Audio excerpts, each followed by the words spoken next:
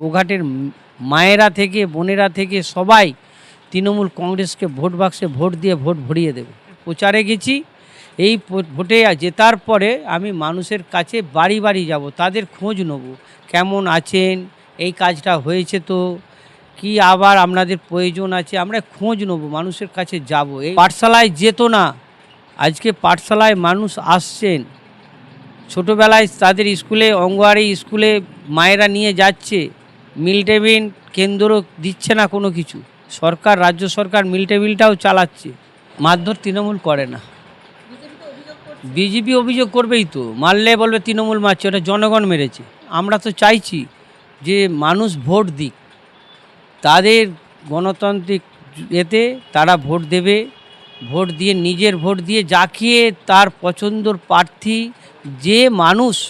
আমরা শুধু একটা কথা বলবো, যে আপনার রাতে আপনার পাশে থাকে, যে বর্ষাতে আপনার পাশে থাকে, যে শীতকালে আপনার পাশে থাকে, যে দুর্দিনে পাশে থাকে, তাকে একটু চিনে ভোটটা দেবেন, যে এ আমার পাশে থাকে। আর যে উড়ে এসে একদিন প্রচার করে বেরিয়ে গেল, তাকে আপনারা দেখে নেবেন যে একে আমরা কতদিন পরে পেলাম, আর যাকে আমরা সব সময় ডাকলে হাঁকলে পাই এবং উন্নয়নটা কে করে, তাকে দেখেই মানুষ ভোট দেবে। আপনি রাতের কথা বললেন, স্বরাষ্ট্রমন্ত্রী তো বলেছেন যে আমরা ক্ষমতায় আসলে রাত 1টা পর্যন্ত মেয়েরা বাইরে যেতে পারবে। ওই অপরদিকে মুখ্যমন্ত্রী বলেছিলেন যে 8টার পরে বাইরে বেরোনো যাবে না। সেই হ্যাঁ, সে তো আমরা দেখতে পাচ্ছি উত্তরপ্রদেশে কি করছে। রাত্রিবেলা 1টার সময় মহিলা বাড়িতে যাচ্ছে, সে বাইরে থেকে যদি ফেরে, আজকে তো বাংলায় স্বাধীন আছে। আপনি কলকাতা থেকে আপনি উত্তরবঙ্গের দিকে যাবেন, মহিলারা কত কাজ সেরে রাত্রিবেলা বাড়ি ফিরছে নিজের কর্মসংস্থা থেকে, এসে বাড়ি যাচ্ছে, তার কোনো অসুবিধা হয় না। দিল্লি দেখুন কী হারে মহিলাদের উপরে অত্যাচার হচ্ছে।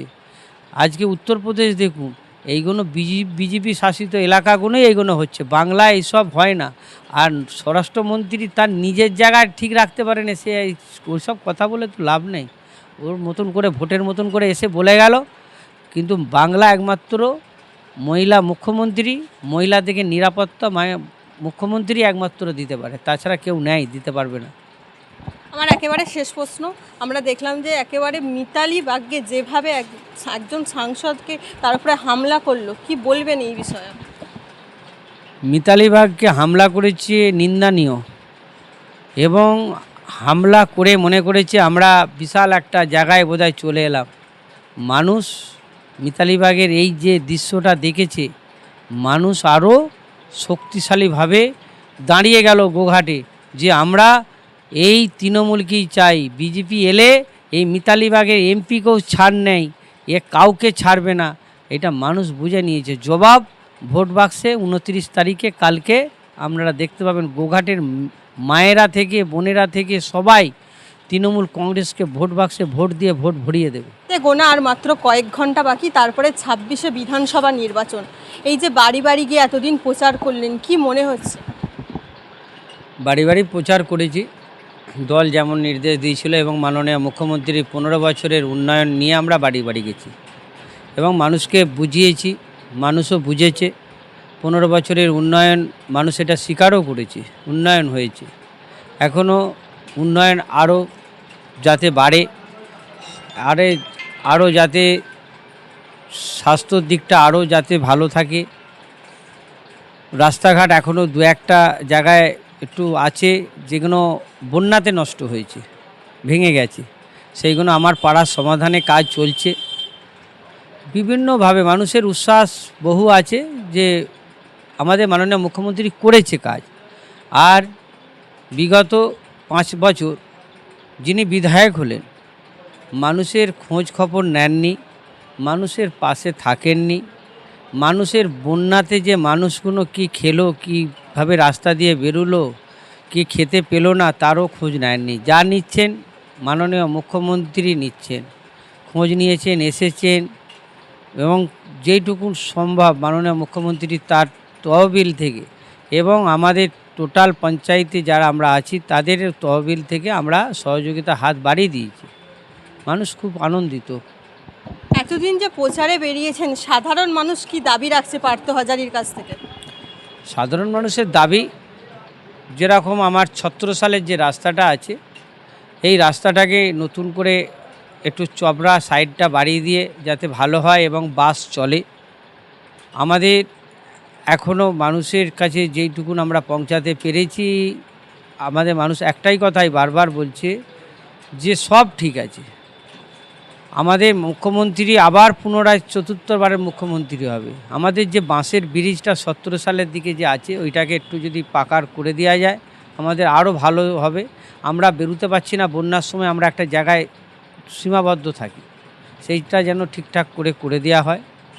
এবং বাড়ি, কাঁচার বাড়ি যে কটা আছে মাননীয় মুখ্যমন্ত্রী বলেছেন আমরা কাঁচার বাড়ি থাকবে না, সবারই পাকার বাড়ি হবে। সেই পাকার বাড়িরও যাদের নাম নেই তাদের নাম নথিভুক্ত আবার হবে। মাননীয় মুখ্যমন্ত্রী সরাসরি মুখ্যমন্ত্রীকে ফোন করাতে বহু মানুষ উপকৃত হয়েছে, আবার ওইগুলো হবে। না, একটা কথা বারংবার সাধারণ মানুষ তোলে, দেখা যায় যে নেতারা যখন বিভিন্ন মঞ্চ থেকে বক্তব্য দেয় কিন্তু সেই নেতাই যখন ভোটে জিতে আসে সাধারণ মানুষের, তারপরে সাধারণ মানুষের কতটা কাজ করবে, সেই ক্ষেত্রে সাধারণ মানুষ কতটা আশাবাদী থাকবে আপনার কাছে? দেখুন, এটা করেছে বিমান ঘোষকে ভোট দিয়ে আজকে মানুষ আঙুল কামড়াচ্ছে যে আমরা ভেবেছিলাম যে বোধহয় আরও ভালো উন্নতি হবে আমাদের পুরসুরা, সে আরও 5 বছর পেছিয়ে গেল। এরকম যারা কথা দিয়ে কথা রাখে না, আর আমি বলছি বিশ্বাস কতটা মানুষ গ্রহণযোগ্য করবেন সেটা আপনার ফলাফলে বুঝতে পারবে। তবে আশা করি এই গ্রামের ছেলে, এই শহর থেকে আসার ছেলে না, একটা পল্লী গ্রামের ছেলে, মধ্য পরিবারের ঘরের ছেলে, এর ওপরে মায়েরা বাবারা বিশ্বাস করবে। আশা যতখানি আমার রাখা যে আমি যা কথা দিয়েছি মাসে প্রতিটা মানুষের কাছে বিধায়ক হিসাবে কোনো পার্টি অফিস যেমন থাকবে, কার্যালয় থাকবে, কিন্তু আমি বাড়ি বাড়ি যাব। যেমন ভোটের প্রচারে গেছি, এই ভোটে জেতার পরে আমি মানুষের কাছে বাড়ি বাড়ি যাব, তাদের খোঁজ নেব, কেমন আছেন, এই কাজটা হয়েছে তো, কি আবার আপনাদের প্রয়োজন আছে, আমরা খোঁজ নেব, মানুষের কাছে যাব, এই অঙ্গীকার করে এসেছি। আর দেখবেন আমি এটা পূরণ করবই করব। বিধানসভা নির্বাচনে যদি পার্থ হাজারি জেতে তাহলে সাধারণ মানুষের প্রথম কাজ আপনি কি করবেন পুরসুরা বিধানসভা? প্রথম কাজ হচ্ছে মানুষের কাছে থাকা, সেই মানুষের পাশে থাকব। সেই 17 সালেই আবার ফিরে আসি, ওই যা অবস্থায় অরুণডা 17 সাল, আপনার রামমোহন টুয়ে, এইসব জায়গাগুলোয় অনেক মানুষ, ব্রিজগুলো বাঁশের আছে, ওই ব্রিজগুলো যাতে ভালোভাবে পাকার হয় সেই ব্যবস্থা করব। পানীয় জল ঘরে ঘরে পৌঁছে দেবো, শিক্ষাকে আরও উন্নতি করব। যেভাবে আইসিডিএস স্কুলগুলো আছে সেই আইসিডিএস স্কুলগুলো মেরামতি করে দিয়ে ভালোভাবে তাদের পাখা চালিয়ে দেবো। বাচ্চাগুলো এই গরমে ক্লাস করে, সেই বাচ্চাদের